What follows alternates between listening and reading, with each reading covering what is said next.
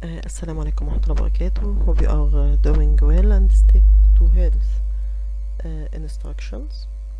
Today I will talk about the parts that were covered during previous sessions before I start a new one. Are you remember? We talked about different terminologies used in the internet, like the meaning of internet, network, internet, extranet, and the difference between them, and the meaning of World Wide Web, URL, server, client, network card, modem, routers, and the protocols that used in internet, like HTTP, TCP, IP, and FTP. And also we talked about features of using internet, communication, email, downloading file, chatting, shopping, entertainment, search, and so on, and talk about types of network, like LAN, WAN, MAN, and the difference between them, and talk about internet requirements to gain access to the internet. We need the PC with modem or router, internet service provider, need also server, physical connection, browser, and talk about types of data transmission, which are baseband and broadband, and talk about types of internet connection, like dial-up, DSL, satellite, cable modem connection, lased connection, and don't forget the difference between asymmetrical digital subscribe and symmetrical digital subscribe line. It's important. Also we talk about websites and types of website, like static and dynamic website. Also talk about elements of web page, and finally talk about add, open, and organize favorites website. Okay. Today I will talk about the research method on web.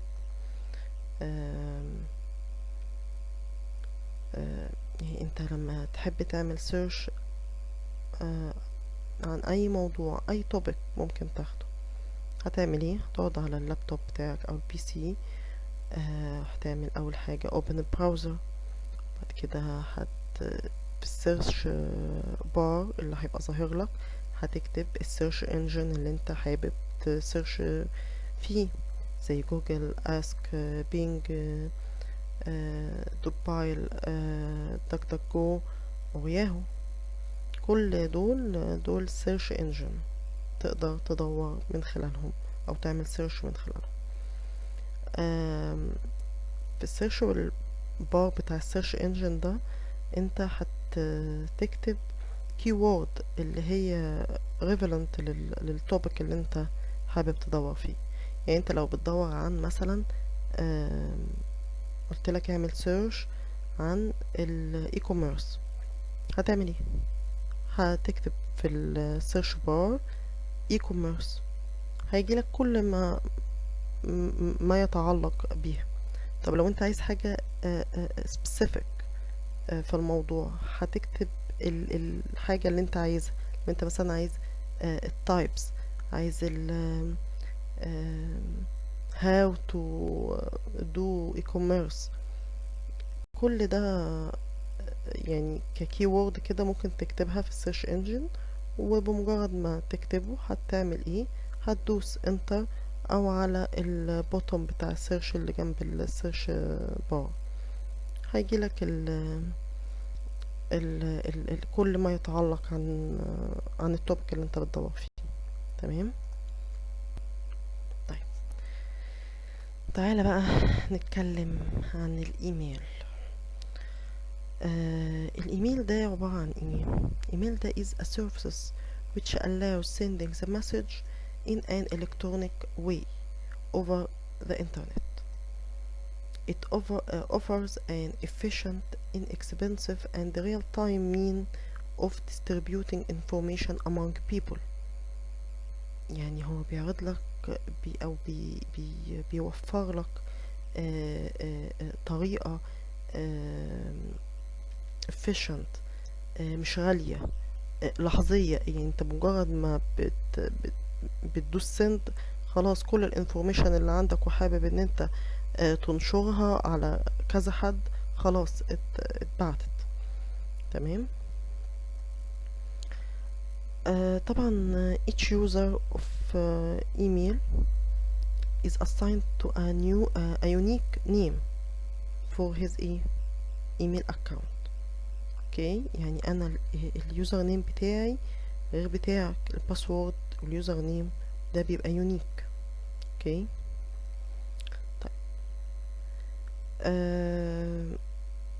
بنسمي الميل بتاعنا او الايميل اللي انت بقولك اديني الميل بتاعك، بنسميه كده ايميل ادرس.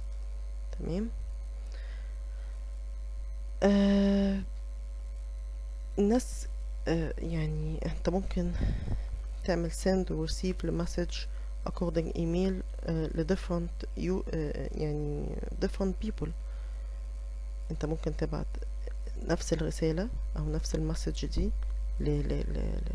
لناس كتير، وممكن ناس برضو تعمل لك انت تعمل ريسيف من ناس كتير يبعتوا لك ايميل. طيب الايميل بيبقى بشكله عامل ازاي؟ بيبقى اليوزر نيم الدومين نيم. ماشي. الدومين نيم ده زي ياهو، زي جيميل، زي هوت ميل. تمام. طيب بيتفصلوا اليوزر نيم والدومين نيم بايه؟ بالات. طيب هو نوت كيس سنسيتيف، يعني تكتبه كابيتال تكتبه سمول مش فارقه، واحد. طبعا مفيش سبيسز في الايميل خالص وانت بتكتب اليوزر نيم بتاعك، مفيش اي مينفعش تعمل سبيس، لكن ممكن عندك الايه تعمل دوت، تعمل اندرسكور كده. reliable، convenience،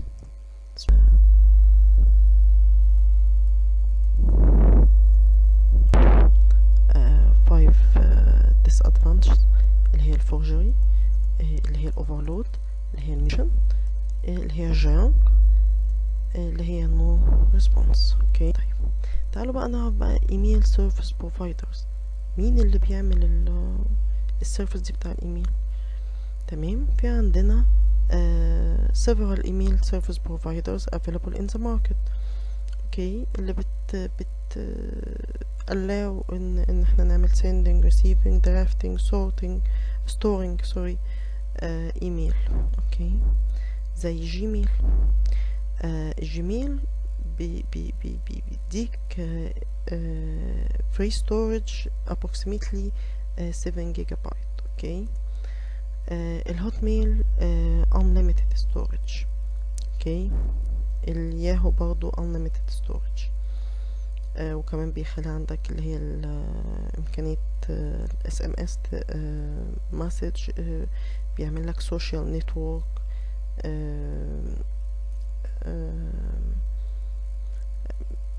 و instant message. طيب ازاي تقدر تعمل account عن طريق جيميل؟ اول حاجة هتدخل على البراوزر بتاعك، هتكتب في الادرس بار gmail.com. اوكي. طيب وهتختار create an account، هيجيلك بالشكل ده. هتملى انت الفيرست نيم، اللاست نيم. اوكي. هنا دخل الفيرست نيم وهنا يحط اللاست نيم. هنا بيقولك اليوزر نيم هيبقى ايه @gmail.com. اوكي، ده اليوزر نيم، ده الادرس، الايميل ادرس بتاعك. اوكي، وهنا بتكتب الباسورد بتاعك وبتعمله هنا confirm. ودي لو انت عايز تشوف الليترز او الكاركترز اللي انت دخلتها، وهتدوس بعد كده next. اوكي، هيجي لك هنا يقول لك انت ايه الفون نمبر، وده اوبشنال يا تدخله يا لا. ايه هي الريكفري ايميل ادرس، يعني وقت ما تنسى الباسورد بتاعك او حد يدخل على الميل فيجي لك زي نوتيفيكيشن كده، انت الميل بتاعك اتفتح، انت الباسورد بتاعك او سوري الكود اللي تقدر تدخل من خلاله لو نسيت الباسورد بتاعك. بتدخل على الميل اللي هو ريكفري ميل، تمام، وتلاقي ان هو باعت لك نيو باسورد، تقدر تدخل تاني على الاكونت بتاعك. وهنا بيقول لك انت المانث البيرث ديت بتاعك ايه، يعني اليير والمانث والداي، وهنا الجندر بتاعك ايه. اوكي، طيب لما انت تعمل فيل للداتا دي كلها هكليك continue to جيميل، وبكده انت عندك خلاص جيميل اكاونت. اوكي، اهو بيتفتح لك حاجة زي كده، تمام. بس بيبقى عندك هنا الانبوكس بتاعك هنا اهو، تمام، وهنا ده الجيميل تيم بيبقى بيرحب بيك. اوكي، اوكي، طيب الايميل مسج كومبوننتس، ايه الكومبوننتس بتاعتك سوري بتاعت الجيميل يعني او الميل. لما بتيجي تفتح ان انت عايز تعمل نيو مسج، عايز تبعت مسج، بتلاقي في عندك header، في greeting، في text، في signature. اوكي، طيب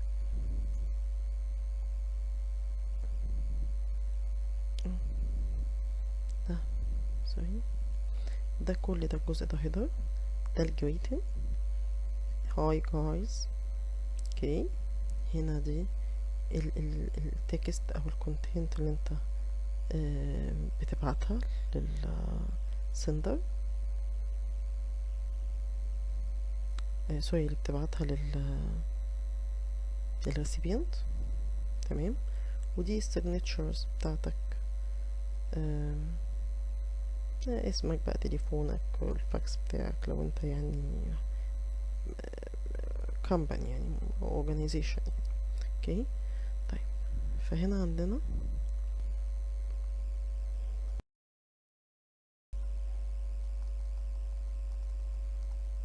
الايميل ده مش عايز يبقى عارف ان هو شايف الايميل ده.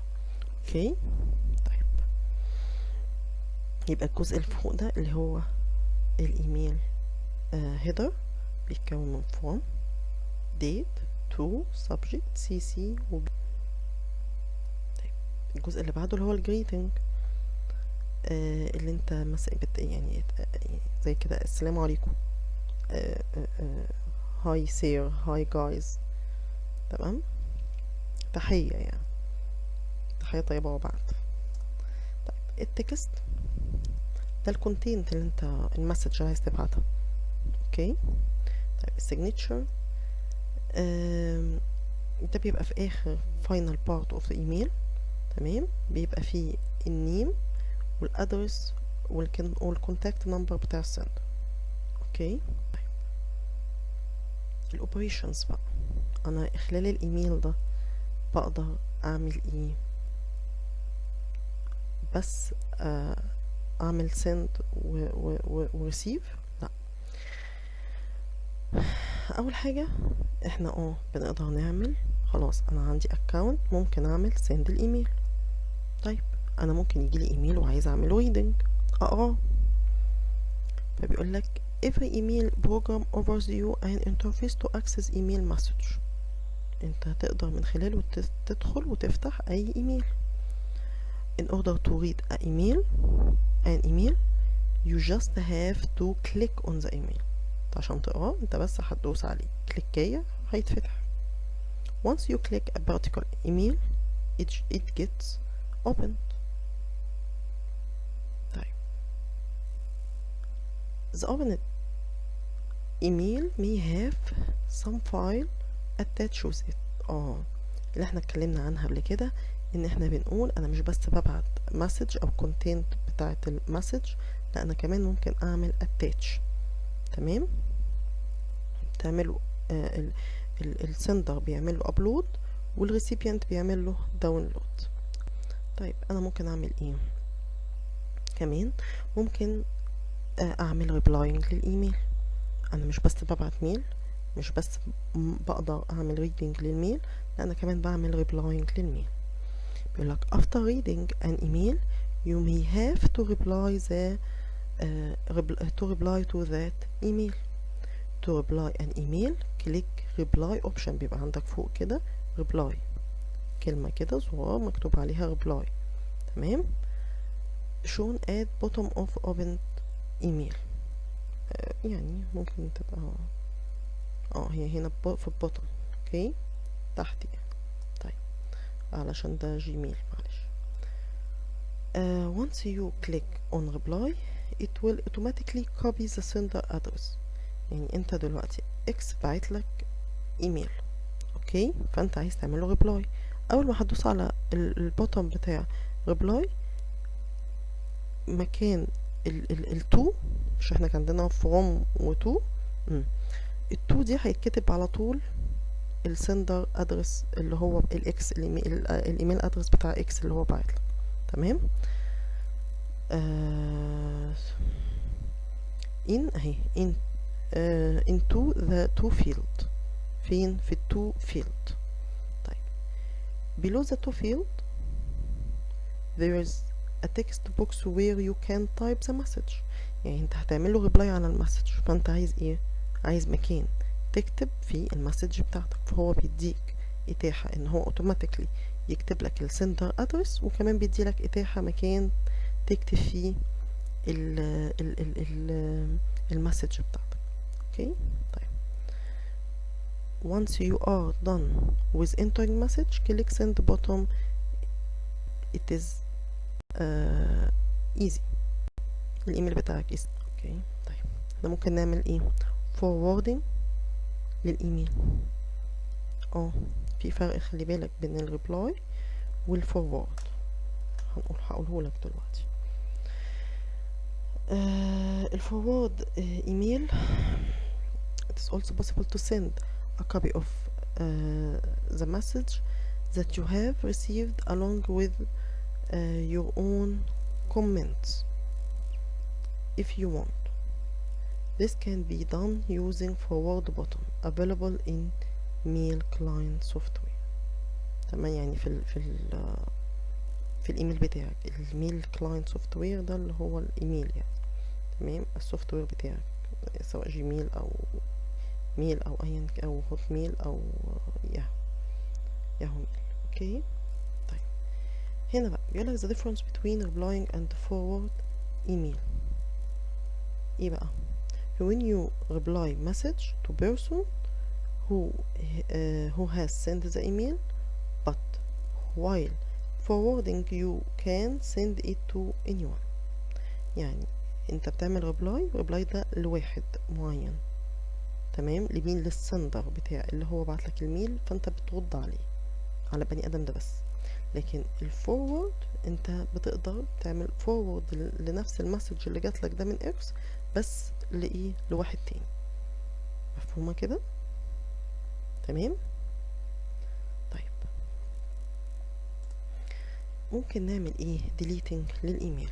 انا خلاص الميل جالي ميل مش مهم، مش عايزاه خلاص يعني. if you don't want to keep email into your inbox you can delete it by يعني بطريقة simple قوي. خلاص ان انت هتقف عليه وتدوس ديليت. هيحصل ايه بقى لما انت بتدوس ديليت؟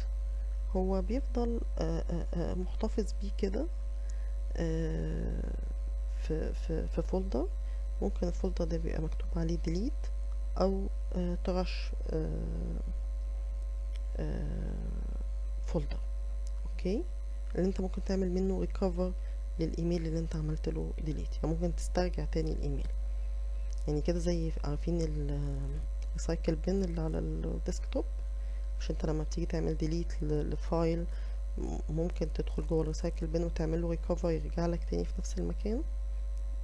هو ده نفس الحكاية، بس تقريبا بيبقى ليه مدة تقريبا 30 يوم كده.